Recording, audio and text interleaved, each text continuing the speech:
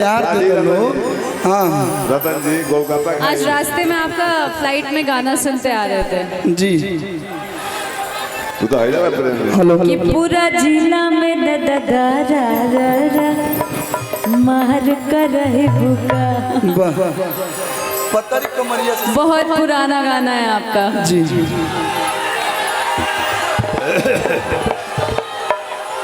एक गाना आप गाइए, इसके बाद अब नहीं एक गाइए आप। एक प्यारा सा लाइन कुछ हम यहाँ पे हैं तो मैंने आपके लिए इतना गाया, एक लाइन आपके तरफ से अच्छा ठीक है। इसके बाद हम जानत नहीं सब भाई डांस देखेला बेचैन वालों तो सब डांस हुई। एक गा दीजिए इसके कि बाद हम बदरी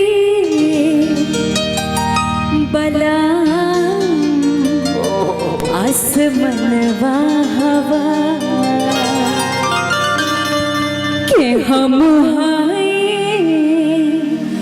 चकोरी तू चनवा हवा हम देखी ले जवन सपनवा हवा। अब कोनो भी लड़की देख ले, हम नमाज दा बाबू बनी रहुआ हाँ भाई और लड़की के तरफ से हम गाता नहीं। आज तक लोग समझिए न पहले कि रिश्ता कब है, इस रिश्ते को क्या नाम दूं। तू बाबू कहलू, हम अक्षरा जी कहीं ना, लोग बुझिए न पाओ, जीवन भर लोग ना बुझ पाए। डिस्टर्ब रहने दो सबको, ये बाबू को अगर तू बाबू ने बॉबी डिस्टर्ब भी रहने दीजिए।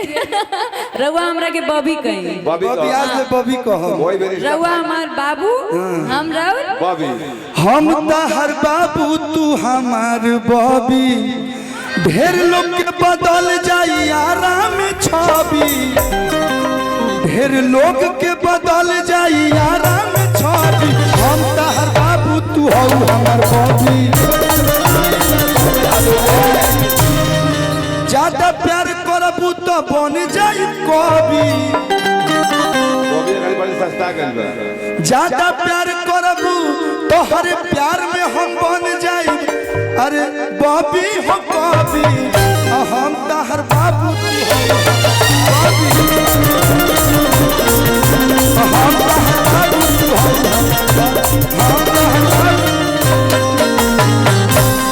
क्या बात है। रिश्ता फाइनल कर देने गाना बन गई। थैंक यू 1100 रुपया दिया रिश्ता है। फाइनल कराना तो हमारे पास है ये अंशु। चलिए, आपका अब- भी फाइनल कर दो। आका यार चीज यस ना कर देबो। लगाइए फटाफट होली। तो बाबू आप जाएंगे कहाँ? नहीं मैं हूँ नहीं बॉबी को छोड़ के कहां बाबू जाएगा? बॉबी को छोड़ के ही बाबू कहाँ जाएंगे। धन्य है बॉबी। गा देनी है कि हम देखी ले जवन तेरे बिना भी क्या जीना। देखिए हाथ फैलाइएगा, बाबू बॉबी का गले लग जाएगा।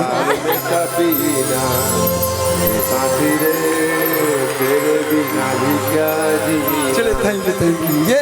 ये देखिए हम कलाकार हैं मंच में, और बॉबी बाबू अभी चलेगा।